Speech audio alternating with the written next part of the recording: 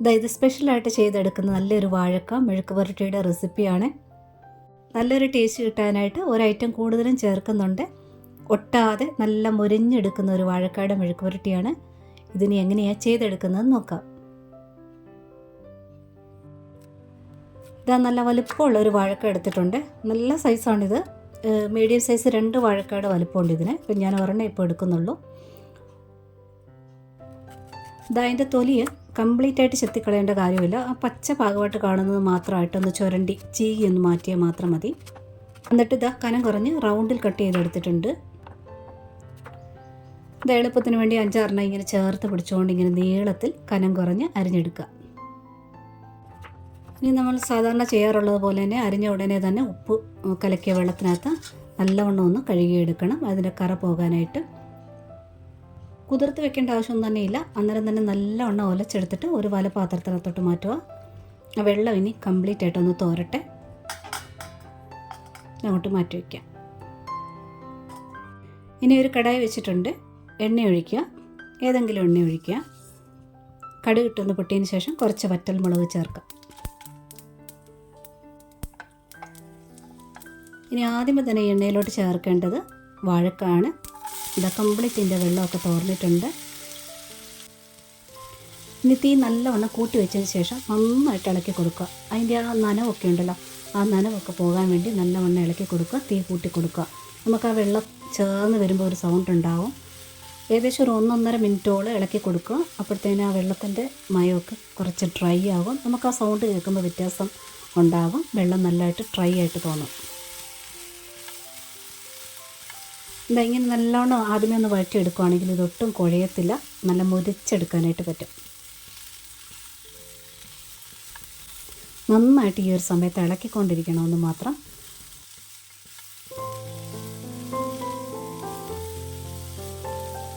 അതിൻ്റെ വെള്ളമെല്ലാം വറ്റിയിട്ടുണ്ട്. ആ സൗണ്ട് കേൾക്കുമ്പോൾ നമുക്ക് മനസ്സിലാവും. ഇനി ഇതിനകത്തോട്ട് ചേർക്കേണ്ട ചതച്ച വെളുത്തുള്ളിയാണ്. ഒരു 5-6 വെളുത്തുള്ളി ചേർക്കുക. കൂടെ തന്നെ വളരെ കനം കുറഞ്ഞരിഞ്ഞ സവാള, അത് നിങ്ങളുടെ ഇഷ്ടത്തിന് ചേർക്കുക. കുറച്ചേറെ പച്ചമുളക് കൂടെ ചേർക്കുക. ഇനി കുറച്ച് കറിവേപ്പിലയൂടെ ചേർക്കാം. വീണ്ടും ഇത് നന്നായിട്ടൊന്ന് ഇളക്കിയെടുക്കുക. സവാള ഒന്ന് വാടി വന്നാൽ മതി, ഒരുപാട് വഴന്ന് വരേണ്ട ആവശ്യമില്ല. കായ വളരെ കനം കുറഞ്ഞ് അരിഞ്ഞിരിക്കുന്ന കാരണം സവാളയും കനം കുറഞ്ഞ് അരിഞ്ഞിരിക്കണം. അപ്പോൾ പെട്ടെന്ന് വാടി കിട്ടിക്കോളും. ആ സവാളയുടെ കളറൊന്ന് ചെറുതായിട്ടൊന്ന് വാടുമ്പോൾ ഒന്ന് മാറി വരും, അത്രയും മതി.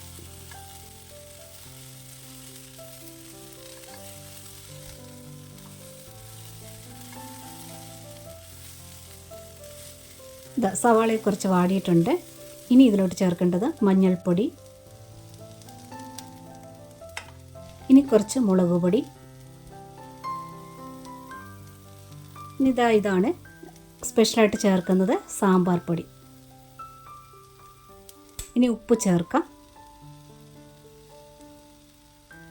ഇനി ഇതെല്ലാം കൂടി നല്ലവണ്ണം ഒന്ന് മിക്സ് ചെയ്തെടുക്കുക. ആ പൊടി എല്ലാ ഭാഗത്തും ഒരുപോലെ വരുന്ന രീതിയിൽ മിക്സ് ചെയ്തെടുക്കുക.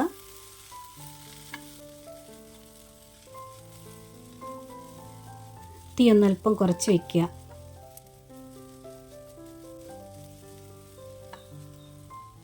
പൊടിയെല്ലാം നന്നായിട്ട് മിക്സ് ആയിട്ടുണ്ട്. ഇതുപോലെ ഒന്ന് നിരത്തിയിടുക. നിരത്തിയിട്ടതിന് ശേഷം അതിൻ്റെ ആ പൊടിയുടെ സാമ്പാർ പൊടിയുടെ ടേസ്റ്റും എരിവും ഉപ്പും എല്ലാം പിടിക്കണമെന്നുണ്ടെങ്കിൽ മൂടി വയ്ക്കുക. തീ കുറച്ചിടുക. ഏകദേശം ഒരു 2 മിനിറ്റ് നേരത്തോളം ഒന്ന് മൂടി വയ്ക്കുക. നന്നായിട്ട് ഇതിനകത്ത് ഈർപ്പം വരും. ഈർപ്പം വരുമ്പോൾ ആ നനവ് കൊണ്ട് അതിൻ്റെ ആ ഫ്ലേവറൊക്കെ നല്ലതായിട്ട് വരികയും ചെയ്യും, ആ കായിൽ പിടിക്കുകയും ചെയ്യും. അതുപോലെ തന്നെ കായ നന്നായിട്ട് വെന്ത് കിട്ടുകയും ചെയ്യും. നന്നായിട്ട് ചൂടായിട്ടുണ്ടായിരുന്നു. ഇതൊക്കെ നല്ലവണ്ണം വെന്തിട്ടുണ്ട്. ഫ്ലേവറൊക്കെ നല്ലവണ്ണം വന്നിട്ടുണ്ട്. ഉപ്പൊക്കെ ഒന്ന് ചെക്ക് ചെയ്യുക. ഇനി ഇത് മുരിച്ചെടുക്കുകയാണ് ചെയ്യുന്നത്. ഈ മെഴുക്ക് പുരട്ടി ചെയ്യുമ്പോൾ ഇതുപോലെ ഒരു പരന്ന പാത്രം നോക്കി വേണം എടുക്കാനായിട്ട്. ഇതുപോലെ നിരത്തി ഇടുക. തീ കുറച്ചിടുക. കുറച്ചിട്ടതിന് ശേഷം ഇതുപോലെ ഏകദേശം ഒരു കുറച്ച് സെക്കൻഡ് നേരത്തേനൊന്ന് നിരത്തിയിട്ടിട്ട് വീണ്ടും ഒന്ന് ഇളക്കി കൊടുക്കുക. വീണ്ടും ഒന്ന് നിരത്തി ഇടുക. അങ്ങനെ മുരിച്ചെടുക്കുക. കടുക് താളിക്കുന്ന സമയത്ത് സൺഫ്ലവർ ഓയിലാണ് ഉപയോഗിച്ചെങ്കിൽ ഈ ഒരു സമയത്ത് അല്പം വെളിച്ചെണ്ണ ഒഴിക്കുകയാണെങ്കിൽ നല്ല ടേസ്റ്റ് ആയിരിക്കും. അപ്പോൾ നിങ്ങൾക്ക് എത്രയും മുറിച്ചെടുക്കണോ അത്രയും നേരം ഇങ്ങനെ നിരത്തിയിട്ട് മുറിച്ചെടുക്കാം. കായ് ഇതുപോലെ വളരെ കനം കുറഞ്ഞരിഞ്ഞെടുക്കുകയാണെന്നുണ്ടെങ്കിൽ കായ് പെട്ടെന്ന് വെന്ത് കിട്ടുകയും ചെയ്യും. നല്ലവണ്ണം ഇത് പെട്ടെന്ന് മുറിച്ചെടുക്കാനായിട്ടും പറ്റും. അതുപോലെ തന്നെ നോൺ സ്റ്റിക്ക് പാത്രമാണെന്നുണ്ടെങ്കിൽ നല്ലവണ്ണം മുറിച്ചെടുക്കാൻ പറ്റുമെന്ന് നിങ്ങൾക്ക് അറിയാവുന്ന കാര്യമല്ലേ. അപ്പം മറ്റു കടായി ആണെന്നുണ്ടെങ്കിൽ കുഴയോ ഒട്ടുമോ അങ്ങനെയൊന്നും ചെയ്യത്തില്ല, ടേസ്റ്റിനൊന്നും വ്യത്യാസം വരത്തില്ല. നമ്മൾ കൂടുതൽ ഇളക്കം തോറും കുറച്ചുകൂടി ഒന്ന് പൊടിഞ്ഞ് വരാൻ ചാൻസ് ഉണ്ട്, അത്രയേ ഉള്ളൂ. കുറച്ച് വ്യത്യസ്തമായിട്ട് ആ സാമ്പാർ പൊടി ചേർക്കുന്നതിൻ്റെ കുറച്ച് വ്യത്യസ്ത ടേസ്റ്റുമായിട്ടുള്ള ഒരു നല്ലൊരു മെഴുക്ക് പുരട്ടി റെസിപ്പിയാണ്. ട്രൈ ചെയ്ത് നോക്കുക. പിന്നെ ഈ റെസിപ്പി ഇഷ്ടപ്പെട്ടിട്ടുണ്ടെങ്കിൽ ഒന്ന് ലൈക്ക് ചെയ്ത് സപ്പോർട്ട് ചെയ്യാൻ മറന്നുപോലെ നോട്ടിഫിക്കേഷൻ ബെൽ ബട്ടണിൽ ഓൾ ഓപ്ഷൻ ഒന്ന് എനേബിൾ ആക്കിയിടാനും മറക്കരുത്. ഒരുപാട് സ്നേഹത്തോടെ താങ്ക്സ് ഫോർ വാച്ചിങ്.